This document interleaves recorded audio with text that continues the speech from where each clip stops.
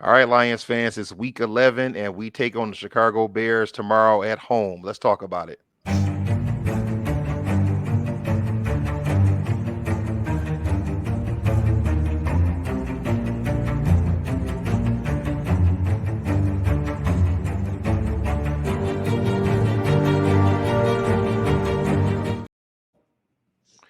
All right, son, as we always do, we will start out looking at the injury report. For some reason, I could not find the Bears injuries, but here is, as of 23 hours ago, what our Lions are looking at.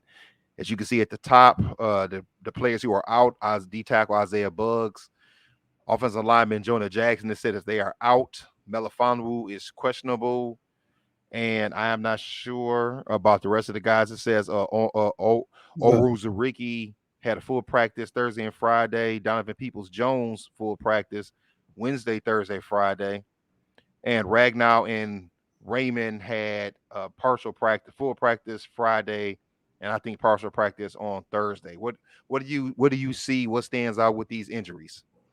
Well, the main thing is the line's hurt again somehow. I don't know how the line got hurt again, but whatever, I guess. Right. Yeah, that's the only thing, really. I would agree. And Frank Ragnow, I'm assuming is going to play because there's nothing by his name. It doesn't say questionable. It doesn't say anything. So I'm assuming they just saying what's going on. Jonah Jackson is out. I agree with you. After all of our guys being back last week, we have to go through that again. So we're taking on the Bears tomorrow. We have a chance to be 6-2 right before Thanksgiving. Let's start with our. Let's start with the offense. Or 8-2. Oh no, wait. Are we? We're already 8-2. Yeah, well, no, well, you will be 8-2 after Thanksgiving. Okay, okay. That's what I was thinking. Okay, well, you know what? Since I clicked on defense, let's start there first. I'm hearing that what's that kid's name? Justin Fields is going to be back tomorrow. But the Bears already have a built-in excuse because they're already saying that he's not 100%. They've been saying that all week. Well, he's going to play, but he's not 100%. So when he plays bad, they already have a built-in excuse. So what does our defense have to do to beat this Bears team? Let's take it by piece. Let's start with the front four. What does the front four have to do tomorrow? I mean, we're definitely gonna need some pressure because honestly, for some reason, this is kind of like a Michigan State thing. I guess the Bears, for some reason, I feel like they're gonna come trying to really bring it tomorrow for some reason. I don't Yes, know why. yes, These Bears fans have been tweaking out, but because it's crazy that we're the standard now. I know this offsetting, but some Bears fan gonna say, "Oh, if we can beat the Lions on Sunday, I know our Super Bowl chances are shot, but at least that means that we still have some hope." So I'm like, dude, I guess I don't, but whatever. yeah. The But no, Bears. Go ahead. Go ahead. no, I was just gonna say, yeah, we're gonna have to contain Justin Fields. I still think that it could end up being a closer game than what people think, Hmm. especially if they let a guy like that. I mean, he can go off at any time. So I mean, if he somehow is at 100%, and we just let him do whatever he wants, then I think they definitely could cause some problems. But I don't see that happening though.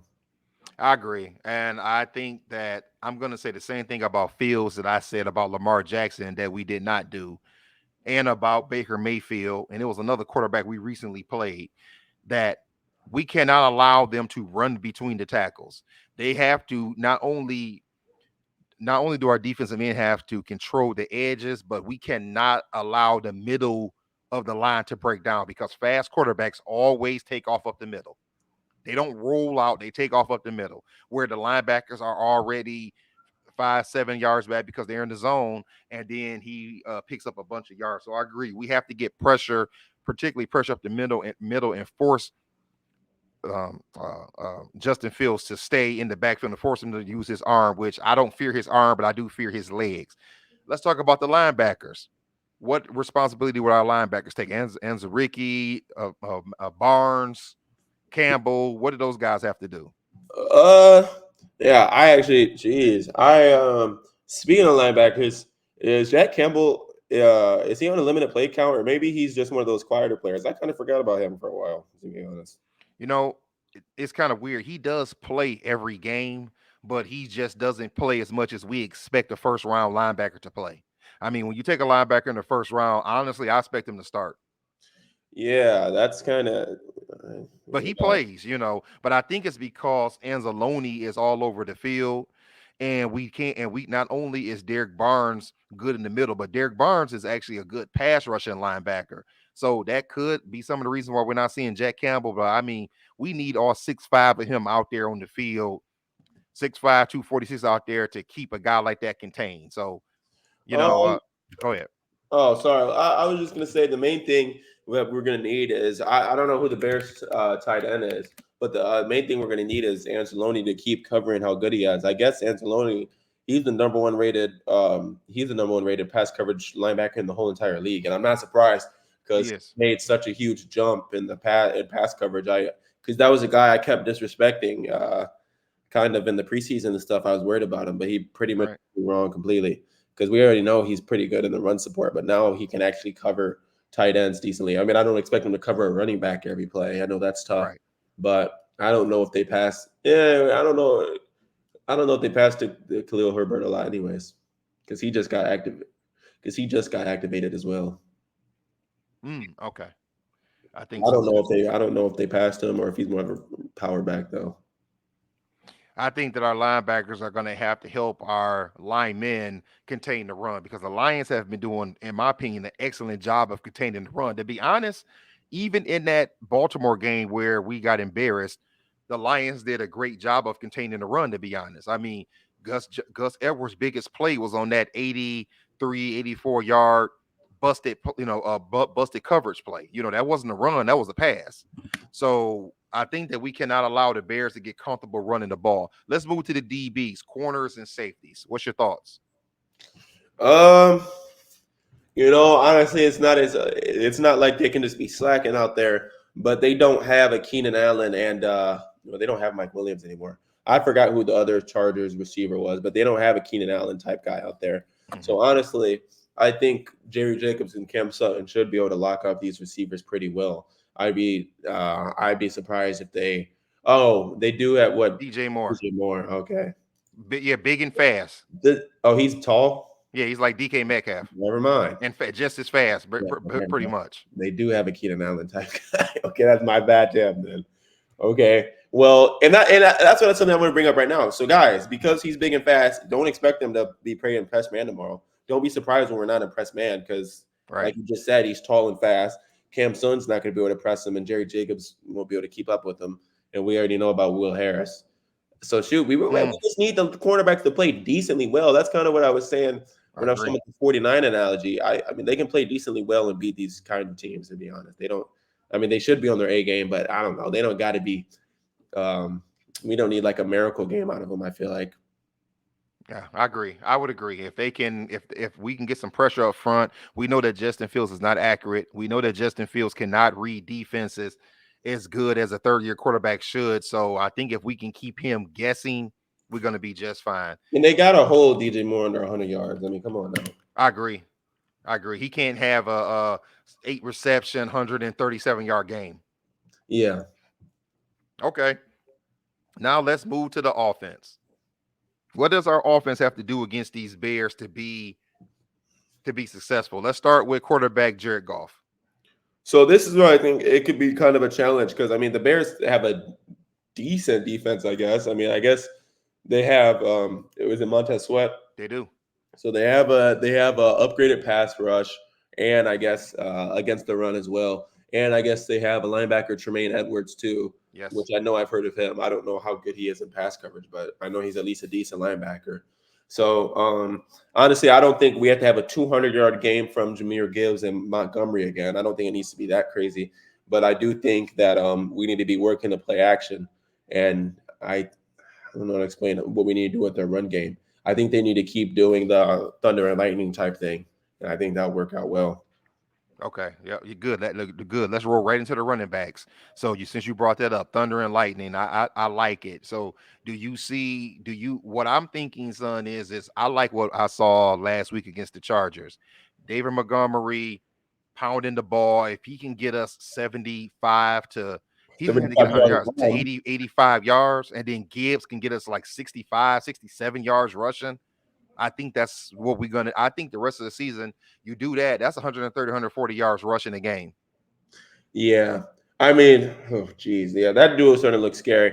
I wouldn't be. I mean, Yeah. shoot, I would not be surprised if they went over 200 yards. I just don't know. I just don't know if they have to.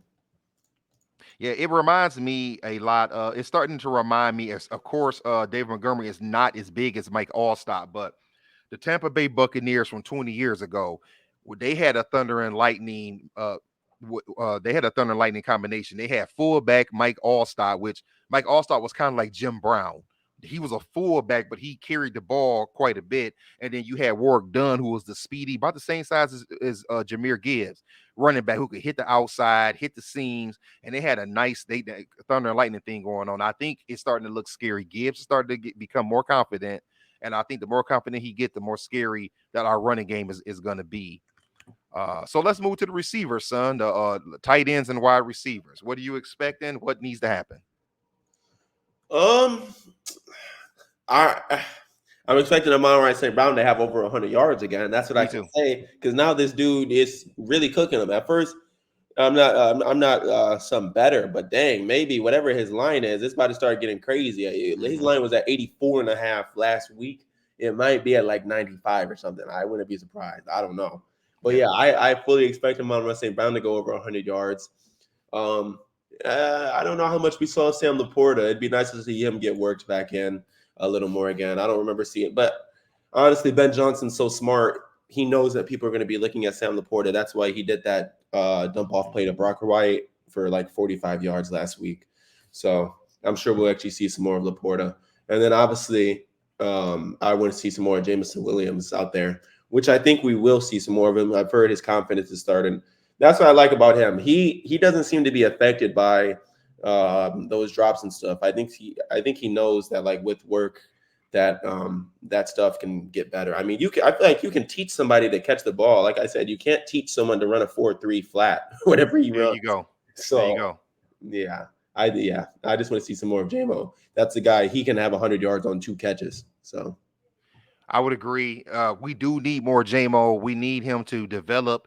Definitely by the end of this year, 2024, we need to see him develop into to the number two. Because come on, let's be real.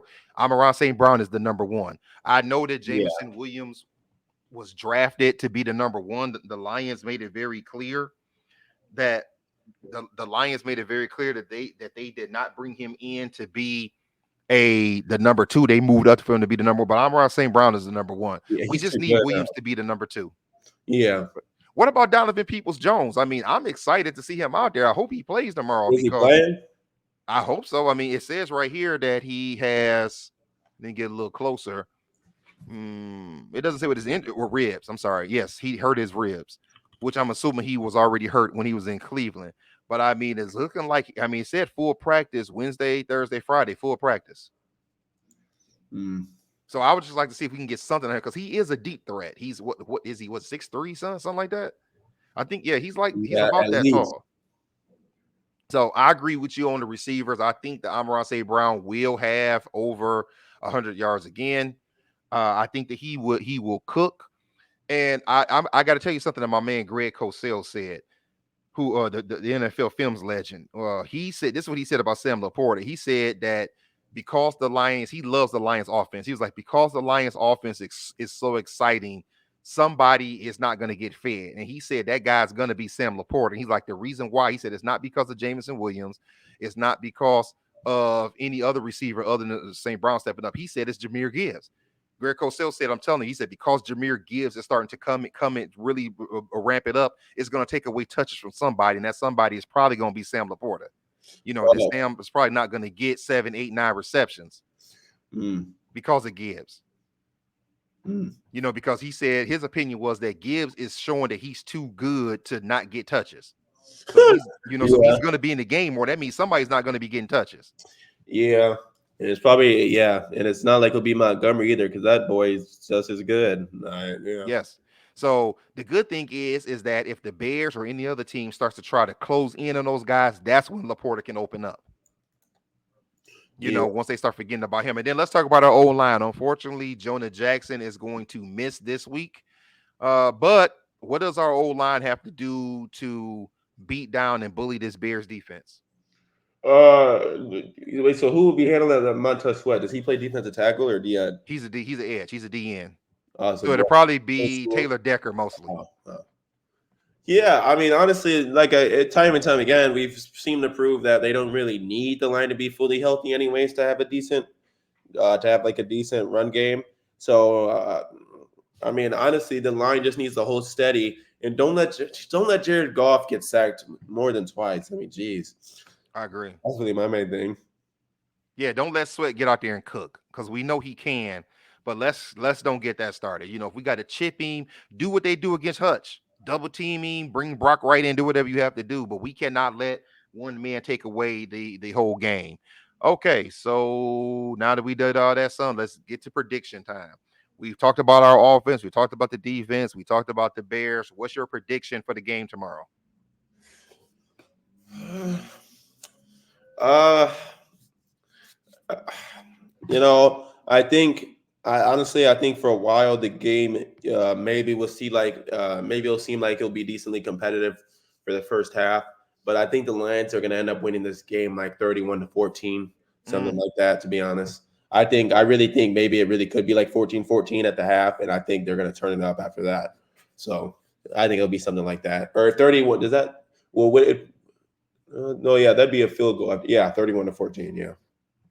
yes, yes, son. You took my score. I was gonna. Oh, I yeah. didn't say 31-14, but my prediction was the Lions. I cannot see the Lions losing this game. I think that the Bears would be better than expected, but I was going 31-16.